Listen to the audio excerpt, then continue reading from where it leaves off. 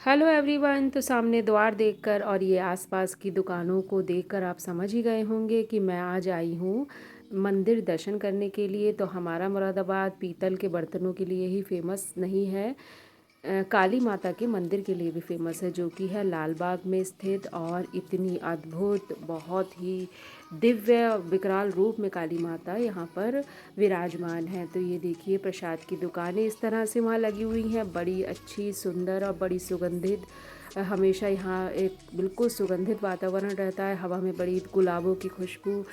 Entry करते ही मंदिर में एकदम से बहुत ही अच्छा लगता है। और यहाँ से लिया हमने प्रसाद, बैठे थे बहुत ही प्यारे से लड्डू गोपाल यहाँ पर, बड़े सुंदर से इस बच्चे ने रख रखे थे। और ये चुन्नियाँ हैं, आप इनको भी माता को चढ़ाने के लिए ले जा सकते हैं। और इन लड्डू गोपाल से तो मेरी नज़र हट ही नहीं रही थी। और यहाँ से फिर हम लोगों ने लिया प्रसाद और चल दिए हम आगे। जैसे ही आगे चलने लगे तो दिव्य दरबार का मेन जो दरवाज़ा है वो दिखाई देने लगता है। ये यहाँ पर भी फूलों की बड़ी अच्छी अच्छी दुकानें हैं, नारियल है, आप अपनी मनचाहे अपनी श्रद्धा के अनुसार यहाँ से प्रसाद ले सकते हैं। तो चलिए एंट्री करते हैं बिल्कुल मंदिर के अंदर और लगाते हैं जयकारा, जय माता दी। मंदिर में एंट्री करते ही ये है एक प्लेस, यहाँ पर आप अपनी चप्पलों को सुरक्षित रख सकते हैं। ये मंदिर की ही व्यवस्था है, बिल्कुल आप अपने चप्पल जूते यहाँ रख सकते हैं, ये एकदम से निशुल्क है। और लौटते समय दर्शन करने के बाद आप यहाँ से अपनी चप्पल ले सकते हैं। तो अब हम चल दिए हैं मंदिर। हम शाम को गए थे तो लाइटिंग की वजह से मंदिर की रौनक बहुत ही अच्छी थी। ये है बिल्कुल सीढ़ियों की एंट्री यहाँ से। और बस जयकारा लगाते हुए आसपास जो भी भक्त चल रहे हैं ये सभी जयकारा लगा रहे थे जोर जोर से। तो चल दिए अब हम मंदिर के अंदर।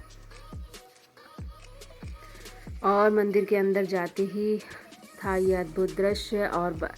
और माता की कृपा से हम लोग पहुँचे बिल्कुल आरती के समय। और बड़ा ही मनोरम दृश्य, बड़ा ही मन को मोह लेने वाला दृश्य। और बहुत ही नगाड़े बज रहे थे, ढोल बज रहे थे, एकदम रोंगटे खड़े कर देने वाला इस समय यहाँ पर दृश्य था, क्योंकि काली माता की आरती हो रही थी। और भक्त बड़े ज़ोर ज़ोर से नारे लगा रहे थे, जयकारे लगा रहे थे, और बड़ा ही अच्छा यहाँ पर लग रहा था।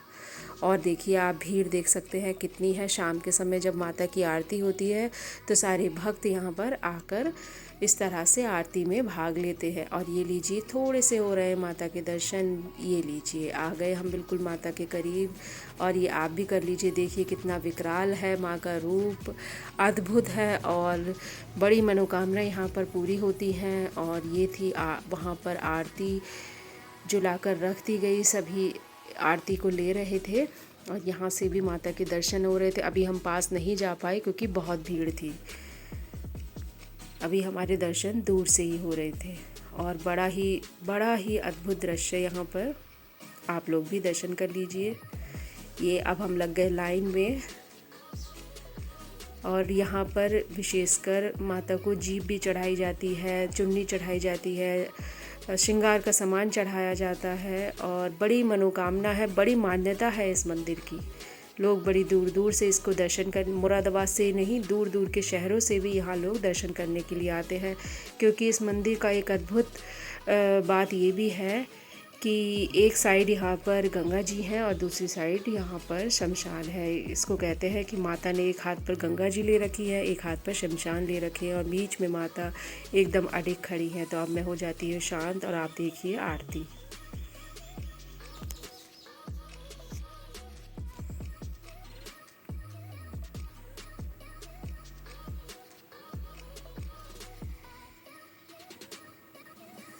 तो देखा आपने आरती का दृश्य, बड़ा ही मन मोह लेने वाला था। बिल्कुल शांति थी, मन को एकदम शांति मिली, बड़े जयकारे लग रहे थे और इतने सुंदर ढोल यहाँ बज रहे थे। उसके बाद ये आरती सभी भक्तों के पास गई। बड़े पंडित जी बार बार कह रहे थे कि आप दूर से आरती लें, और बड़ी सावधानी रखी जा रही थी। यहाँ पर कार्यकर्ता भी थे। और ये देखिए, इसको कहते हैं श्रद्धा। दूर से ही बहुत सी औरतें, महिलाएं मैंने देखा दूर से ही माता की, क्योंकि वो पास नहीं पहुँच पा रही थी तो दूर से ही आरती कर रही थी। इसको कहते हैं श्रद्धा भाव। और ये थी वहाँ पर यज्ञशाला। बहुत ही, जब हम बहुत छोटे थे तब से हम इस मंदिर में आ रहे हैं, और ये यज्ञशाला बहुत 400 सालों से ये मंदिर है, तो ये कहते हैं ये यज्ञशाला भी बहुत पुरानी है। उसके बाद ये मंदिर का दूसरा प्रांगण है, यहाँ पर भी भोलेनाथ का, विष्णु भगवान का, गणेश जी के छोटे छोटे बहुत सारे मंदिर हैं। तो आप जब भी लाल बाग जाएँ तो यहाँ भी ज़रूर विज़िट करें, और मैं तो यही कहूँगी कि आप ज़रूर जाकर आएँ।